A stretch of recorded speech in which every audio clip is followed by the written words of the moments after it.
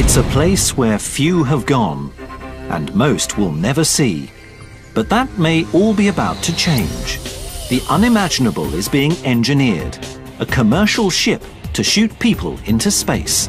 Can the public go to the moon in my lifetime? Can they go to resort hotels on orbit for their vacations? Mass space tourism could be right around the corner, but it's an astronomically expensive and already deadly venture. Is this the beginning, or the beginning of the end?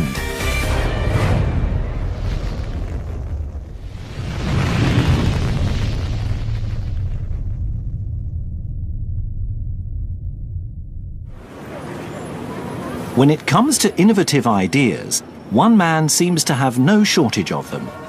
Billionaire Richard Branson. His latest, a plan for the world's first commercial space liner. By his side is the ship's creator, legendary aerospace engineer Burt Rutan. We are aiming a suborbital system to a low enough operating cost that it could eventually reach millions of people. The men have dreamed of space tourism for years. I'd seen the moon landing as a young boy. I assumed that one day I'd be able to go into space, and soon realized that governments were not really interested in you or me going into space. So in 1991, I embarked on a mission to try to find a technician or engineer who could build a reusable spaceship. It wasn't until I met Burt Rutan that I finally found the genius, the engineer that could make it all possible. I originally met Burt through my ballooning expeditions. I was attempting to be the first person to be able to cross the Atlantic in a balloon. And then on any flights that we attempted to try to be the first to fly around the world in a balloon. Burt gave a lot of useful advice in building capsules that could fly at 30,000, 40,000 feet. We're at one hell of an angle. We're finding great difficulty actually getting the balloon to go down. Branson never made it around the world, so he set his sights on space travel and put Rutan in charge. Yeah. We won't have to put a barrier. Yeah. Okay. So that's the idea. Yeah, and I'm perfect. sticking to it. Yeah, no, that's good. No, that's great. Burt Rutan is an icon in the aviation world.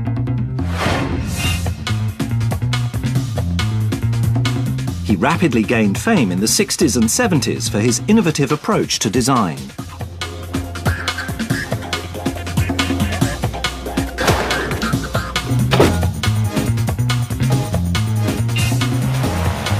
For over 3 decades, he designed, built and tested new aircraft at the startling rate of more than one a year.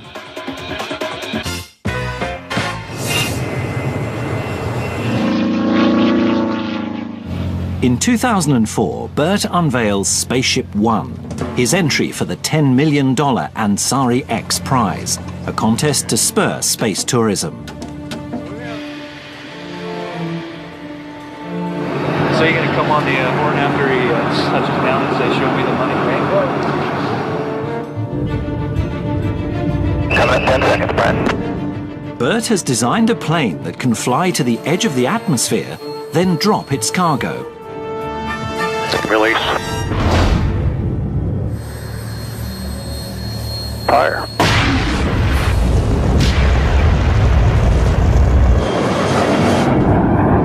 Holy crap, that was close. Pilot Brian Binney shoots out of the atmosphere and into outer space. 350, suggest shutdown. Roger, shutdown.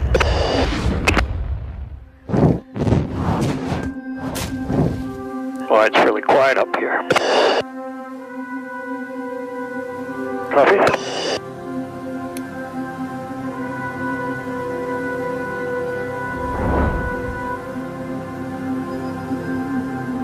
Coming down. The spaceship returns safely to Earth. 3, 2, 1. Burt's team wins the civilian space race You are the man.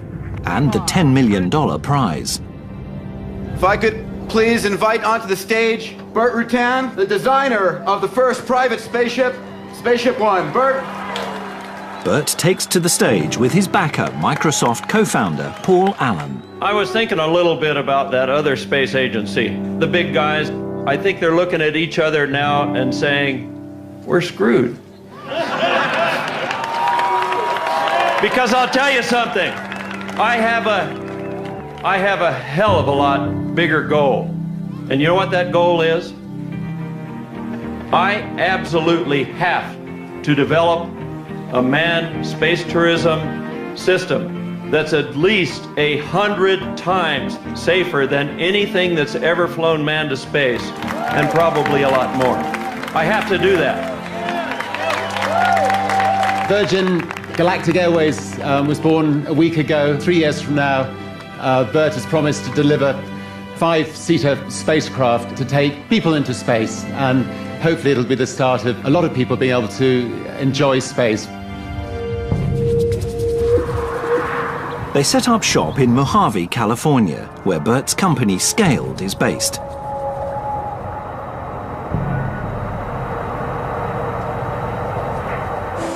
Here, he assembles some of the world's youngest and smartest engineers. The cool thing about Scaled that I realized day one is that there's this, this culture of really smart, amazing people. Matt Steinmetz was leading engineer on the prize-winning Spaceship One. Bert puts him in charge of the Virgin Galactic project. Sorry. 2-second snapshot of the flight. Across the board, it was a learning experience and a hell of a challenge. I mean, it's just, everything is big. It grew in size, and everything came along with it. Spaceship One was only designed for a few test flights. This time, Matt's in charge of constructing a spaceship safe for passengers. Different game than Scaled has ever dealt with. We've got to carry 8 people in there, 2 pilots, 6 passengers. So there's just a whole lot of depth to what does that really mean to building a spaceship, that you can fly every day. To succeed, they have to do what only 3 governments have done before them: put human beings in space. The first hurdle: provide enough thrust to get there. It takes about 2.5 times the power if you launch from the ground versus launching from an airplane.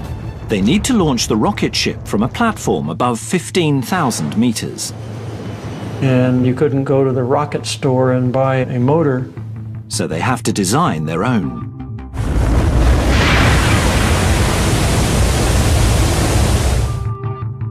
They also need a way for the ship to re-enter the atmosphere without breaking apart or burning up. Being able to do that and still be able to glide and land on an airport, that was the big aerodynamic challenge. 50 degrees. Did I say 50? So I set out to develop something that could be thrown at the atmosphere at any angle, and it would itself straighten out. Well, pretty stable, huh? Nice and stable. That's why we call her feathered re-entry, because like the little badminton shuttlecock, you can throw it backwards, but it straightens out.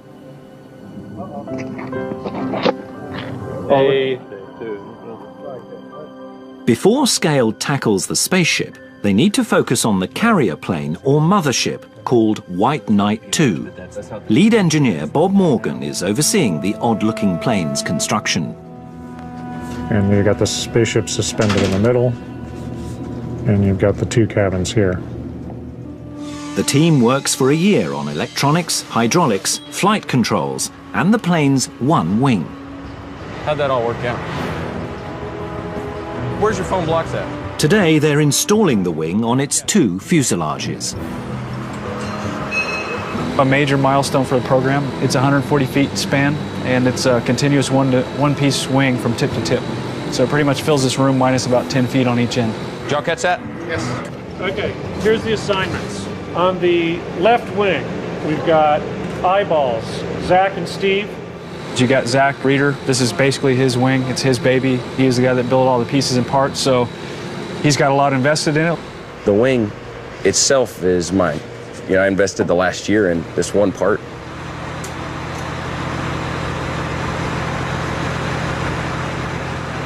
Aft. Okay, give me a little more. If it bumps the tops of the rods, we're not going to freak out.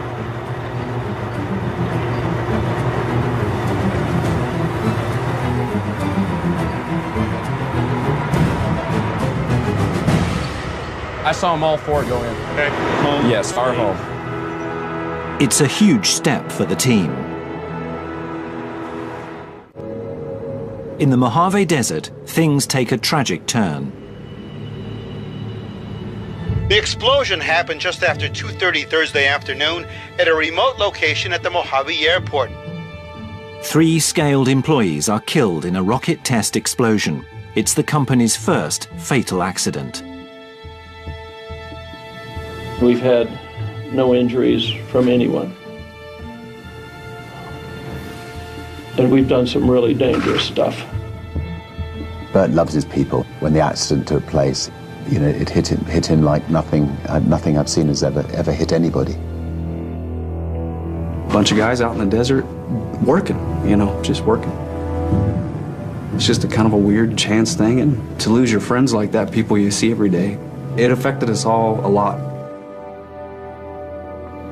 Shortly after the accident, I was very sick for about 8 months, and I was out of the picture. Bert, his health deteriorated just, you know, suddenly. It was a lot of chaos, a lot of turmoil. A guy like me, you know, I'd been here a long time, seen a lot of things. I thought, it's over. Not only did I lose friends, but I think all the great things that were scaled are done. So, you know, it was really, really, really hard.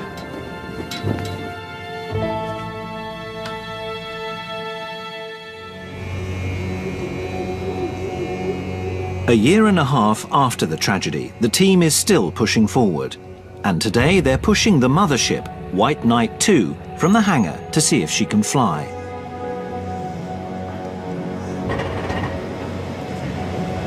It's the big day. It's the worst day and the best day all in one. For project aerodynamicist Jim Teig, this flight will test 4 years of calculations and design. You got to figure out, you know, where you're right, where you're wrong, what assumptions you made were valid, which were invalid. The guys who fly the airplane are my friends, and I don't want to see anything happen to them. Ever. You know, so it's an emotional day. White Knight 2 has never been wind tunnel tested, so the only way to find out if it flies is to take off.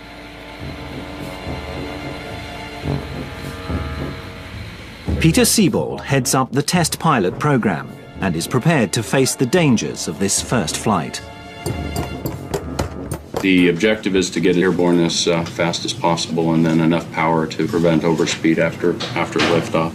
Planned test altitude 16,000 feet. If we're out of control below 10,000 feet, we're heading for the door. Chase, give us a reminder of what our altitude is if we're having troubles. I'll make the decision to head for the door. Clint, you get to the door, open it up, and I'll probably be pushing you out. So.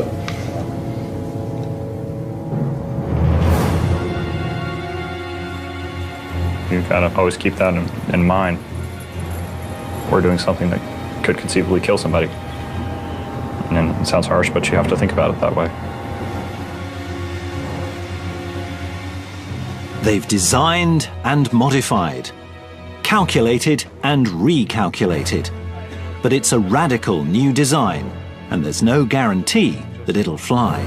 I believe we've done everything we can to test this out, and hopefully it works. Thanks, Steve. All right, Steve, aircraft status. Chocks go. All right, go ahead and pull the chocks. I'm on the brakes. Oxygen. 100%. Altimeter 30. All right, Clint, what do you say? I think today's a good day to go fly. Let's go. Chase, Scat 2-1 is rolling, taxiing into position and hold. Chase copies. We'll get in position. Tower, Scat 2-1 is taxiing into position and holding for Chase. Mojave Tower, Scat 2-1 holding short at 30. Request takeoff clearance. Mojave Tower, airborne pickup's approved. Winds are calm, runway 30, cleared for takeoff. Okay, guys, have fun. Will do. Number 1, throttle. Idle. Number 1, start.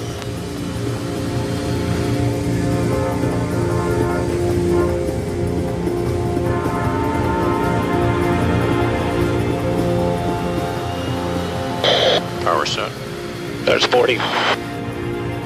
50. Good cross check. 60. 95. 100. 105.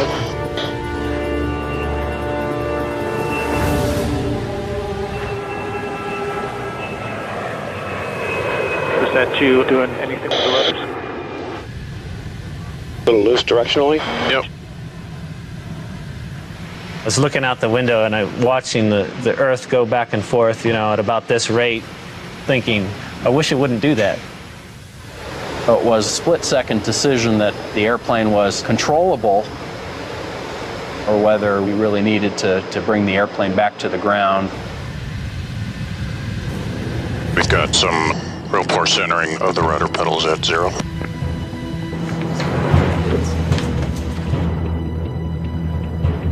The base from 2-1 on hot mic feels like might have pretty significant rudder lock issues. I think they're going to get worse with altitude, but if he goes faster, it's going to get more pronounced. So you make sure they watch their speed, and if they keep it slow, otherwise the forces are just going to get worse. We're just working through how to control the rudders here. All right, Clint, we'll need to get your feet on the rudder pedals. Back to scale. And just whatever you do, don't get dynamic with it. Just keep your pedals, just lock them. Perfect.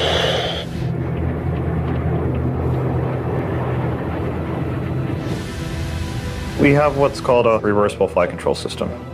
It's a fancy word for meaning there's no hydraulic boost, there's no power steering. It's, it's as simple as a go-kart. It's one of the largest planes ever to fly this way. The rudders are directly connected to the pedals under the pilot's feet with push rods, cables, and pulleys. Balancing the forces of this giant isn't easy. With this aircraft, you're right on the ragged edge.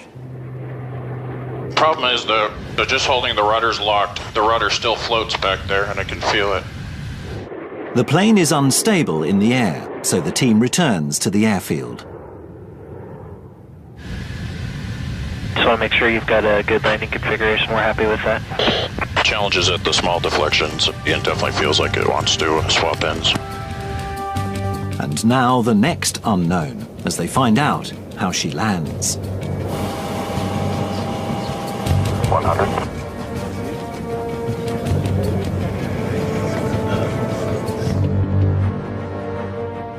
Ten.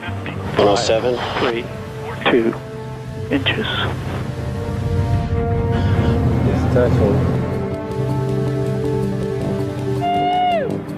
So we're rolling along and Pete says, Okay, got nose wheel shimmy on the left. Nose wheel shimmy, and I look out and on this other boom I can see the nose wheel and it's just shaking like crazy, you know, just shimmying, vibrating all over the place. It's still going. No, I'm just going to get it stopped. So I'm sitting there thinking, oh wow, you know, I wonder when that's going to snap off.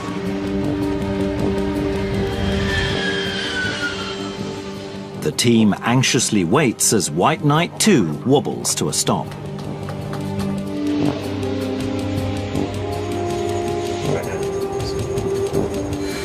The 2-1 is clear of the runway. Congrats, everybody.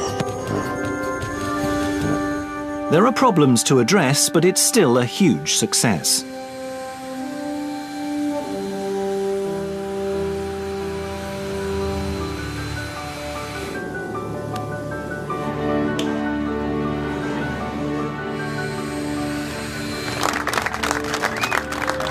By the time we pulled up in the chocks and got out, Bert came to greet me and whispered in my ear, "We think it's the gear." What I didn't realize until the flight was that the gear, when it's down, the landing gear, actually affects the rudder in a different way.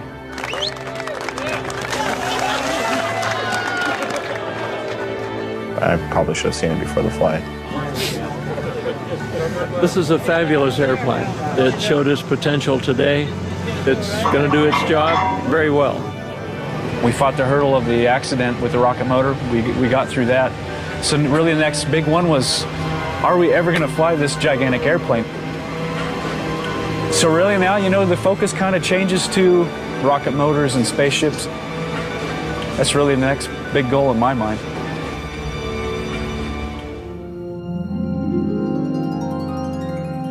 Only 450 people have been into space. The surface has hardly been scratched. I looked at the big picture. I looked at what things could happen. Can the public go to the moon in my lifetime? Can they go to resort hotels on orbit for their vacations? 10, 20 years from now, we could start flying 100,000 people.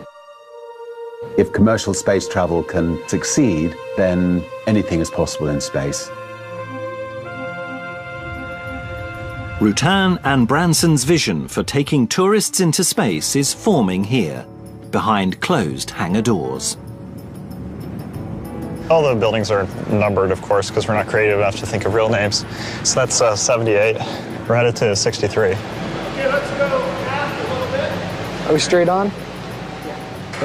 The team hopes that Spaceship 2 will be the first production spacecraft of the 21st century. This time, aerodynamicist Jim Tighe is lead engineer. I worked at Boeing for 4 years, writing reports on wind tunnel data reduction and doing small corrections. And here I'm responsible for spacecraft. So this will be the lower skin, the bottom of that feather flap back over there. Tubes are hollow tubes, which let you control pitch and roll. That's the master caution warning system. Hanging off this trailing edge are the elevons, which is the pieces over there. That's John Kruger in there. That big R2-D2 looking thing shoots a laser beam. So I'd get CL, CD, CM all as a function of alpha, Mach, and feather in my case. So that's kind of neat. Jim Tighe, you know, dreams in streamlines. He sees airflow when he sleeps. I don't know how he does it. It's kind of hard to visualize it all, but it'll make sense once you see all the pieces start to come together. Are we straight on? Yeah, we're pretty good.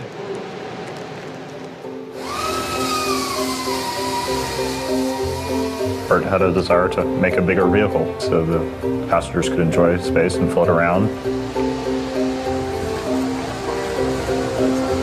That's fine. Jim's ship will have to fly at 4 times the speed of sound and withstand forces of up to 6G, which would tear most planes apart.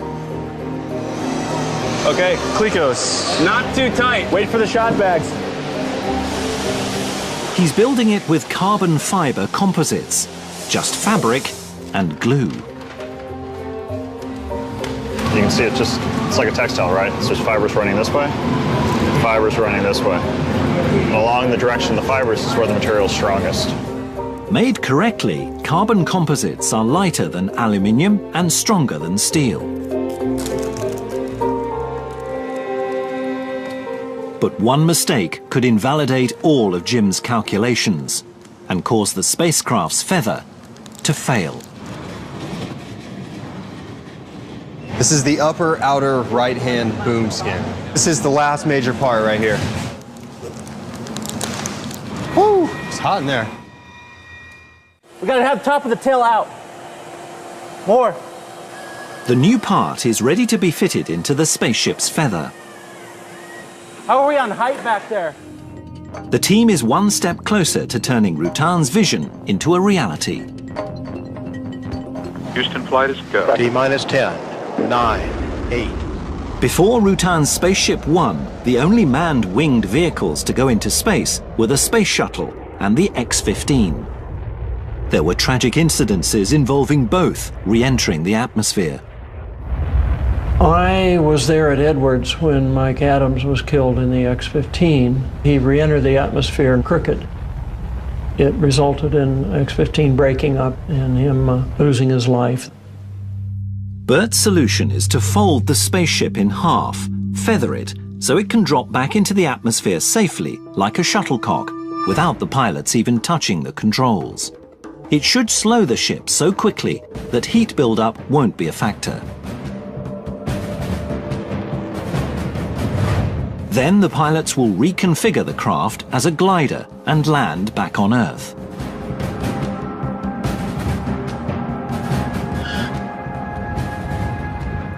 Should we do this? Jim, you ready? Ready to roll? Now the spaceship has to join the mothership in the larger hangar. Over the track, don't like benefit, just a little momentum's not bad. Okay, now slow it up as we're coming out the door. To keep prying eyes and cameras away, they move her at midnight, wrapped in black plastic, using only torches to guide the way. Do you hear any pops or anything? It sounds good. It's quiet. This is very interesting. There's like a whole herd of people just walking. It's like some pilgrimage or something. 3 feet that way. Your left. We're in pretty good shape. I think put the mothership in the hangar. Spaceship's in here. We'll get it off the jacks. Yeah. Button up the doors and go home. I think we're doing good. Tomorrow the big fun starts. We made it. So this is symbolic almost in a way, moving to 75, because there's no longer groups sitting here, there, and everywhere around the airport. Now it's kind of all starting to come together. You know, fight for whoever's in charge. So it should be fun. Yeah, and there it is. You have to touch your airplane every once in a while and just, you know. That's the only piece. She takes care of us. People starting to come out of the woodwork. It's kind of cool to watch people. They just stand back and look at it. Like they're in awe. So 4 years of your life building up to suddenly this thing becomes an airplane all in one day, which is weird, but it's cool. All right, boys and girls, gather around. So at the end of the day, congratulations to all you guys. This is awesome. This is your guys' vehicle. You did it, so kudos to you guys. You can't do this anywhere else in the world. I mean, you just can't do this anywhere else. From now until rollout, we just got to pull out all the stops. Thanks, guys.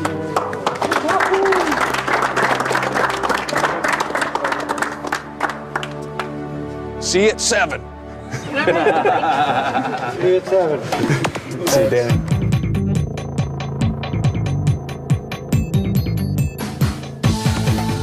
Aerodynamics finally takes a back seat to paint and graphics as the team prepares to reveal their creation to the world.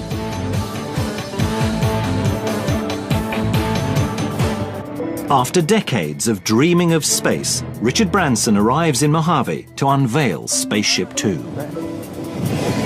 Oh, it's a bit of wind here. Hi, bud. Hey, welcome back. You're looking really extremely well. The partners in the space tourism program are reunited. You couldn't have walked this far last time. I was within a couple of weeks of just saying, I'm going to do something here. Yeah. Oh, thank God for that. I ended up having heart surgery maybe only 3 weeks after I was in New York. Yeah. Oh, that's great. Got it taken care of. The friends take a look at the cockpit of the mothership that will carry both the spaceship and, in the other fuselage, the astronaut trainees. I think that the passengers ought to be trained during a space launch. What you do is you go up and your wife is over there, I mean halfway to there. Yeah. Hello, have a nice flight. She drops off, the rocket fires, off they go, and then when they disappear, then you do your weightless training and your G's and you land. You can do it all in the same flight. But Bert and Richard are already looking beyond short hops into space to fully fledged space travel, complete with orbiting hotels. A space hotel can look like almost anything you want it to look like. Knowing Virgin, I suspect it'll be the shape of a giant V floating through space. I think the important thing about being in a space hotel is that you have massive windows, so you can actually look out at the universe around you and marvel at it. But if you just have a bubble in several places, on a big resort hotel in which you can go in there and pull the curtain and just float around without the noise and the encumbrances. One of the benefits is these almost religious-like opportunities. So we want to dream, and we want to try to make those dreams a reality.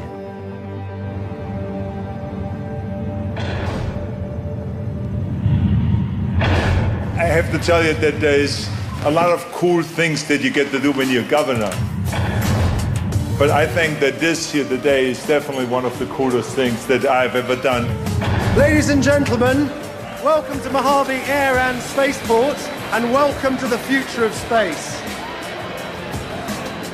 You've seen the dignitaries, you've met your heroes. I want to introduce the rock stars of the new space race.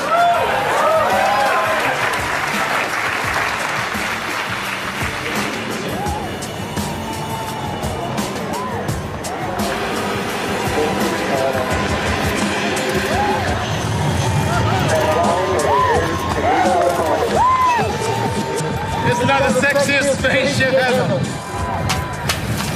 With the unveiling comes much celebration, but the world's first spaceliner still faces many tests.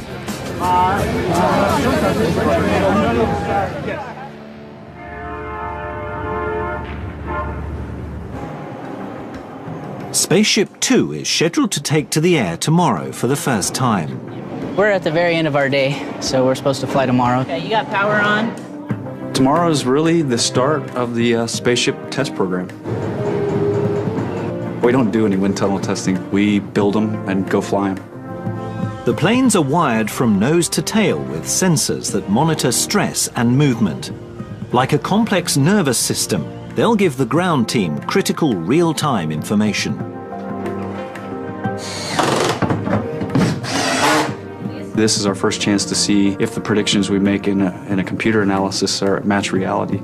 You got to have the data going down to the ground station from the airplane in the air, so there's just all this stuff that's all tied together. Okay. Wes Purcell is in charge of the data transfer between the ships and the ground station. When you're trying to meet a deadline and you're trying to get something as big of a milestone off as like a first flight in this for the spaceship, you know, it's like a deadline comes up and you don't want to be the guy that says, okay, my stuff's not working right. But for Wes, that's exactly what's happening. And we got to be done by 5 or else we're not flying tomorrow morning. I did do one slight configuration change today, which I am seriously regretting now. So we did deviate from what we tested last night. And I knew it was a risk, and I took it, and it was a good one. So I think it makes sense to get it as close to a pre-flight configuration as possible to work for everyone. Ready? Anything? It's at 0 right now. There's Alpha. Talk to any telemetry engineer, and I think they'll tell you that that sometimes you get problems that you scratch your head over. You're not sure exactly what it is. Tell me within 5 minutes and it's a miracle. I'll keep pressing, but otherwise I'd say let's just... we don't know what's going on. I'd say let's just pull the plug. Let's wait. I understand that it's not going to work exactly the way I want it to, but you still want it to work. All that stuff. Yeah, we're going to knock it off for today. So not flying tomorrow? Not flying tomorrow. Okay. We're close. We'll go have a great day Monday. Don't look so sad, Wes. Why not? We're not flying tomorrow. That's right. Yeah, let's go. Turn and burn.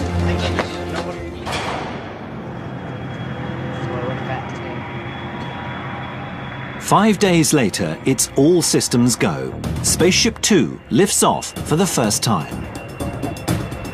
We're going to do what's called captive carries, where you pick the spaceship up under the white night, you haul it up to altitude, you test the aerodynamics and the vibration, what we call flutter between the two airplanes.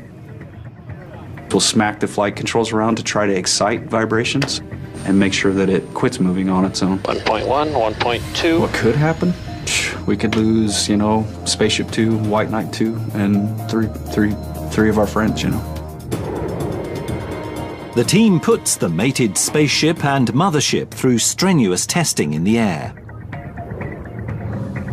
The nose come down a little bit, get speed up. 5, 6. Yeah, we don't do any wind tunnel testing. This airplane kind of is the wind tunnel test. God's wind tunnel is the big blue sky above us.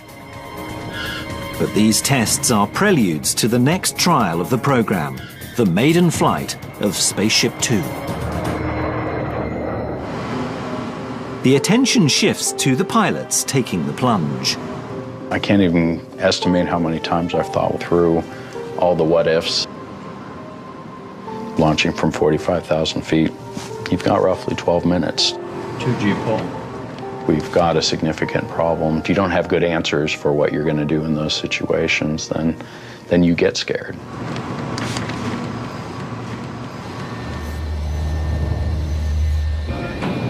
Doors open.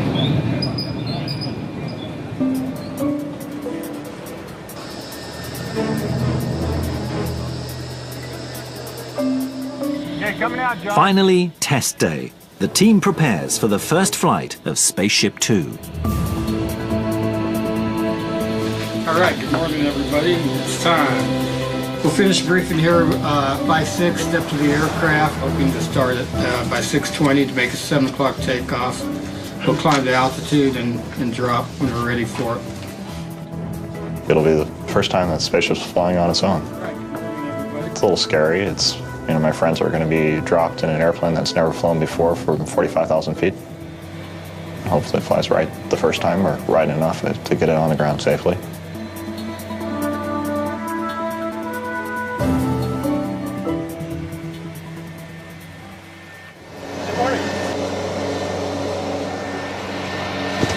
Yeah. Oh, good. Nice to see you. Good luck. Exciting. Any concerns? The only challenge is it's a short flight, so yeah. We've got to figure out how to fly it in a pretty short amount of time. Yeah. But good luck. Thanks very much. Cheers. Yeah.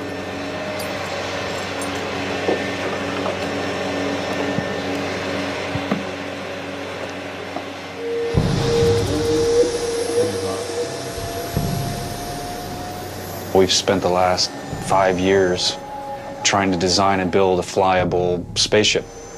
It's its first glide flight, first no kidding flight on its own. Does it fly right, and can we, you know, navigate, maneuver, and get back to home? So it's a pretty big deal. Mojave ground, Scat 4-1. Scat 4-1, Mojave ground, line clear, Hummy. 4-1, flight's ready to taxi. Loud and clear, taxi White Knight 2. Taxi runway 30 and variable 4 altimeter 3016.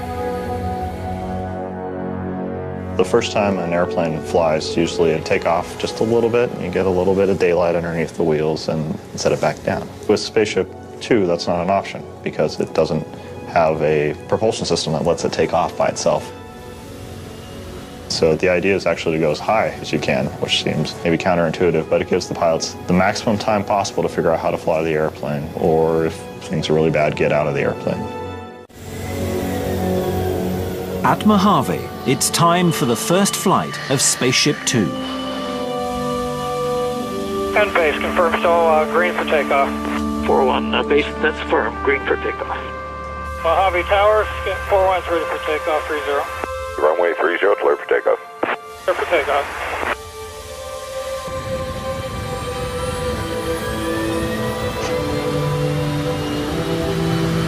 Here we go, here we go.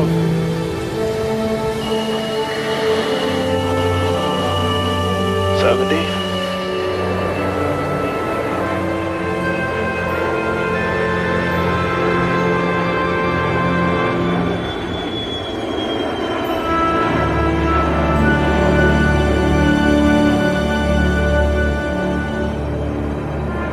God, I love it. That was gorgeous, wasn't it? I got tears in my eyes. Every time I see this thing, every time I see it go, I just wonderful. You just well up. We're going to go to a much higher altitude than we would typically fly a first flight. We'll be up near 45,000 feet. Base, how's everybody doing down there? We're looking good, 2-1 from scaled base. Mojave Tower, Scat 2-1. 2-1 mile per hour, mission Leffler. Let's get 2-1, 3 minutes.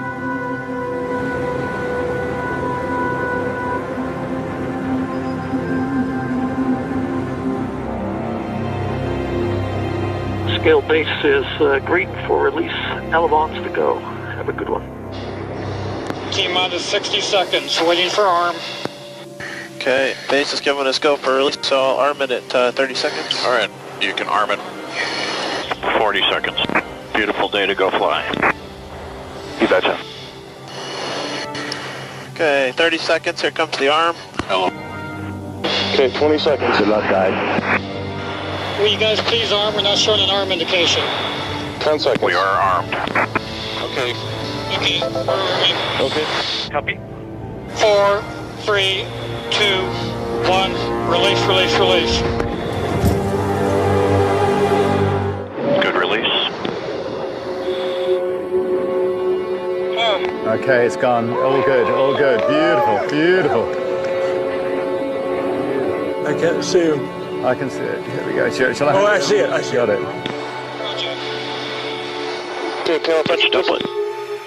Did I miss a pitch doublet? Has he done it already? Yes, he has. But turn hard left pitch.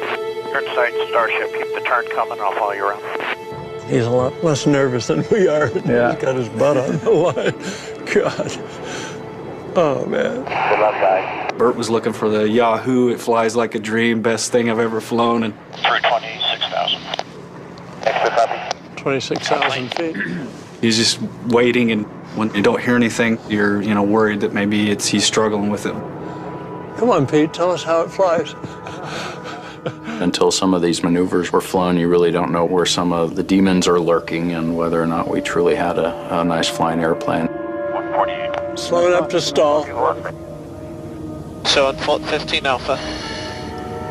Okay, 90 knots. Complete. 93 min speed. What a beautiful flying airplane. Hey, hey, hey, hey, hey! Woo! Excellent day. Woohoo! Yeehaw! You finally said it's a beautiful flying airplane. Oh, that's great. Doesn't usually use words. God, that's great. It's a good airplane.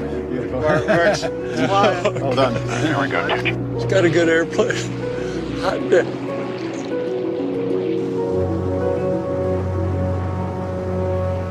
On scale base, we are green for landing. Well, this is one of the 3 real big risks.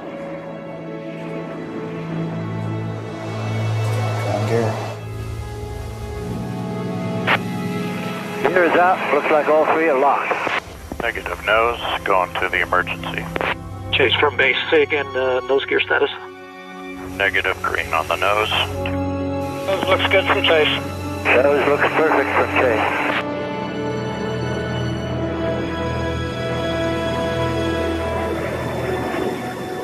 Very nice. 20 feet. 10 feet. 6 feet. 3 feet. 2 feet. 1 foot. 1 inch. Beautiful job, Pete. Go.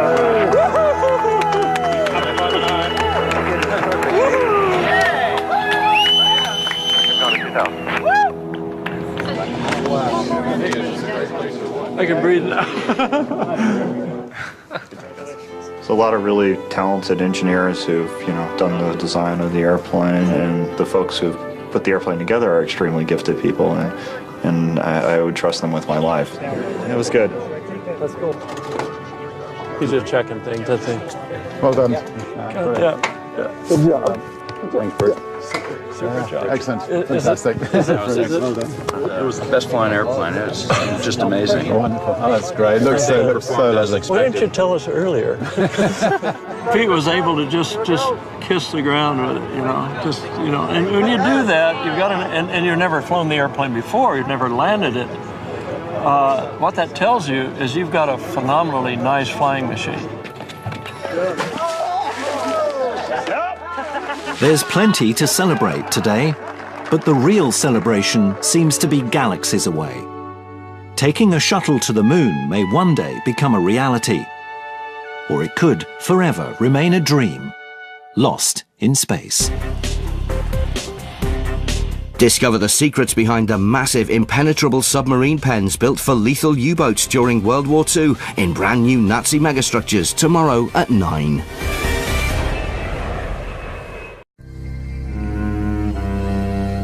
It's a place where few have gone, and most will never see.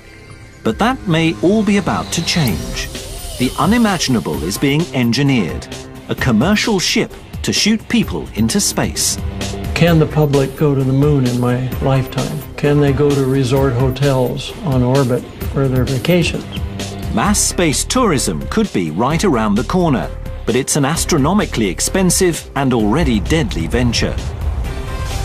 Is this the beginning, or the beginning of the end?